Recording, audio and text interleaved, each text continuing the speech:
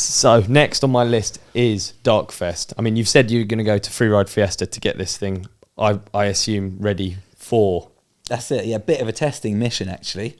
But after riding it in the garden, I think testing is complete. It's just ready to rumble. But yeah, there's some big jumps out there in the sun as well. Get some nice pictures of the new bike and make sure it's ready for DarkFest because it's coming up in a couple months. So if I needed to change anything on the bike, that would give them enough time to make it. What does it mean, ready for DarkFest? Like, what's on the tick list? Absolutely have the most confidence in all your parts, you know, and that doesn't come without riding it. So I just need to ride it as much as I can in the next few months and totally trust it. Like, it's all well and good saying how many simulations he's done and how all the flex is going to do this and that and how no one's broken one, touch wood. But yeah, until you've ridden it for a few months and had some heavy impacts and it survives, you just don't really know. And yeah, get used to riding big jumps. There's not many times a year. There's probably 4 or 5 times a year you get to ride a 60-foot plus jump. Yeah. And when it goes 60 plus feet, it starts to change how you ride. You like fly it like a motorbike in the air. You can like point the bike up and down to kind of keep yourself level and straighten yourself up, turn a bit sideways. You've got like much more control at 60 foot plus. And yeah, it just takes... You can't practice it anywhere, can you? No, I guess not. Where can you practice that? Yeah, stuff you in just the UK? can't. It's You just literally not can't. There's probably Freeride Fiesta, the backyard battles, a couple of them. Not all of them are actually big enough, but Hodgie's one is. Okay. And then yeah, DarkFest and the Swatch 9s, I guess, are kind of the big air events to go try it at. And so yeah, you got to keep your skills going, kind of. Yeah, I guess. But it's hard. Yeah. It's hard to. Especially when you got a new bike. Yeah, but it's, amazingly, this is the 10th year, the 10th anniversary of DarkFest. Who would have thought, that there'd be 10 of those unreal. and we'd still be going. Yeah, there's a few of us that have been to every single one.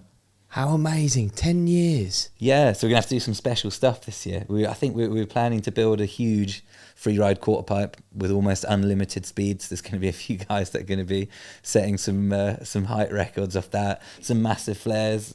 I don't know. We don't know. We never know until everyone turns up. A few new riders. 10 years, dude. That is insane. That's almost worth a whole podcast episode. Like, it is. like genuinely, when you think about that as a milestone, that's ridiculous. Like, can we do a mini segment on it right now? Yeah. Can we go back please. 10 years and talk about what it looked like then?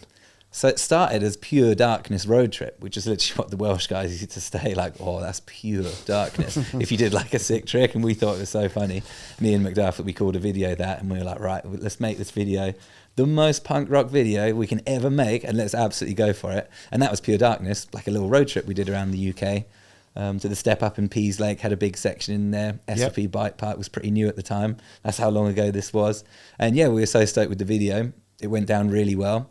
That when me and Pilgrim the next year, we went to South Africa for the first time because Monster, I think, launched there. So they wanted us to go and do a little, like, meet the guys out there, do some videos, because actually down in South Africa, there's an incredible dirt jump scene and mountain bike scene. So they were like, let's go check it out, make a video there. And we did. It was so good. I was like, right, Macduff, boys, we have to go here. There's this guy on a farm that says we can build like a crazy big step up. So let's do it. Okay. And we told the farmer, we were like, right, make it 10 meters tall, make us a pile of dirt 10 meters tall, and we'll come and shape it. And he was like, yeah, okay, cool. And we thought, like, we'd tell him 10 meters tall because he'll make it, like, realistically 5, 6, 7. We arrived and it was literally 10 meters tall. We were like, okay. Yeah, this is this then. So that became the... So you went out there for one jump. That was, at that point, it was just the step up. Yeah, like a little road trip around Cape Town, Stellenbosch, and then we drove over to the garden route, which is where this farm was, and we stayed there for a few weeks building this jump. We couldn't drive diggers at all. We literally had teaspoon shovels because it's quite hard to get decent tools out there in the bush. And we shaped that thing up for days. The takeoff, I remember it took one entire day just to pack it in with a little teaspoon shovel with 2 or 3 of us. So yeah, such good memories. And we lived in a hut which had solar power. Right. And it would run out because the media guys would be charging up their cameras and batteries, so we'd just have no phones. There's no phone signal. If we wanted to text home, we'd have to drive 15-20 minutes to go and get breakfast and stuff and like do some quick texts and phone calls. No way. So it was so pure and it was so cool. Is my memory correct that it was a lynx farm or something? It was I think it was just, I swear it was wild cats or something. It had wild cats there though, yeah. So you could, like, some of the dogs would just disappear sometimes, and there'd be like big gouges out of the windows, like big claw marks from bamboos. And yeah, I think they spotted elephants there once. There are bamboos everywhere. Like there'd be bamboo poo on the top of we had a 74-foot roll-in, which was that was Pure Darkness 3, so that was even the next year. That was the tower that you built. And that was the double tower where we pumped the tower on top again. Which sort of turned out again, like we told the guy, can we make a 60-foot rolling tower? And then he was like, well, I found some 70-foot trees. Shall I just make it that big? And we were like, yeah, go on then. So yeah, it was even bigger than we thought that one again. That was bonkers. But yeah, there'd be baboon poos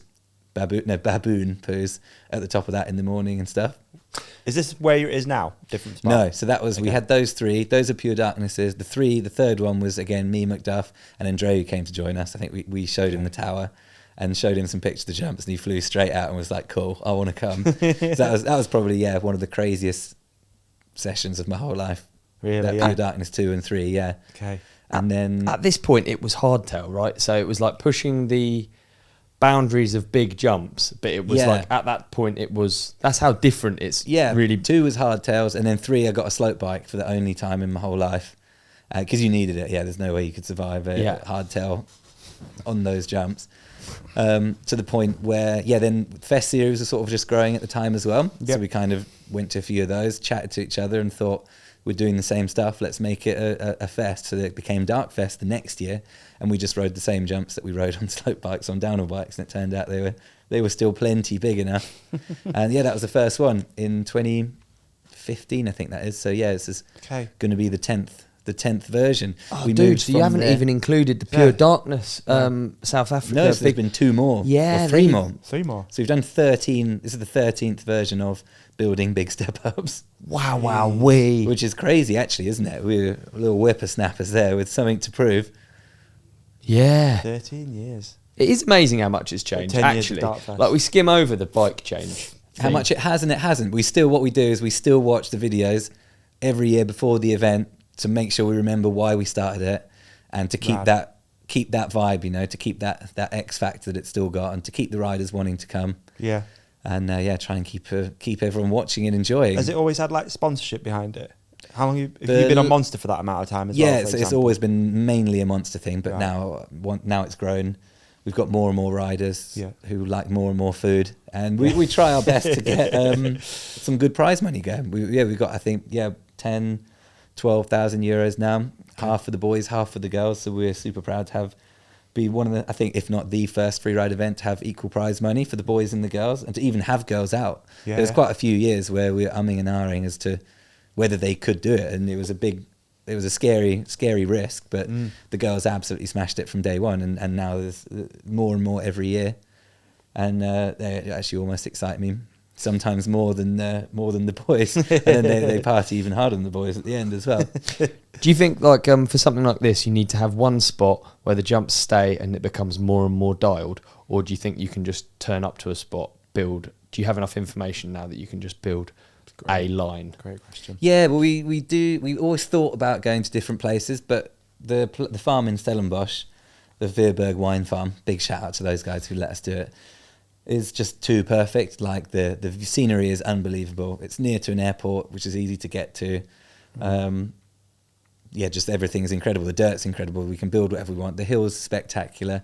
There's little lumps and bumps everywhere. The course has a bit of everything in it. There's step ups, hips, long jumps, massive booters at the bottom. And if we went somewhere else to start again, it would take so many years to get it to the same level. So we kind of have settled in now to just some improvements. We're going to make some jumps bigger this year, I think, though. Some people are calling for, some of the riders want a 130, and I don't know how we're going to do that. Well, I don't think we're going to do that this year.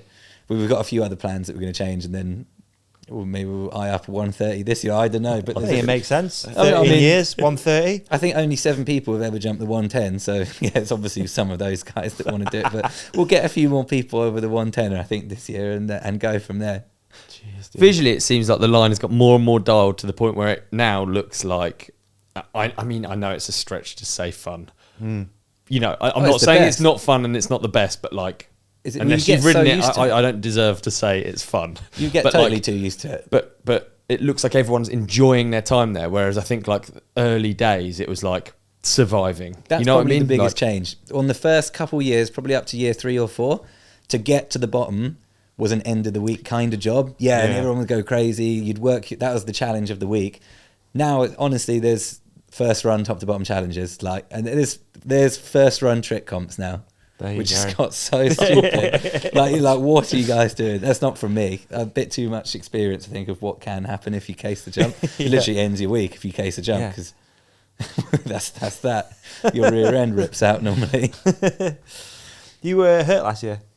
Broke my ankle annoyingly on a berm last year that was 1 foot tall, 2 weeks before the event. Yeah, so I mean, I'm not going to not even ride more hype this year then. Not going to wrap myself up in bubble wrap, but that was annoying. Yeah, that was really annoying. I was gutted, but it gave me a different perspective. I got to enjoy the event as a kind of event manager kind of thing, and just to watch and enjoy the riding, which was really cool, and make sure we made the best product as an event that we could. And I actually had some time to put into that.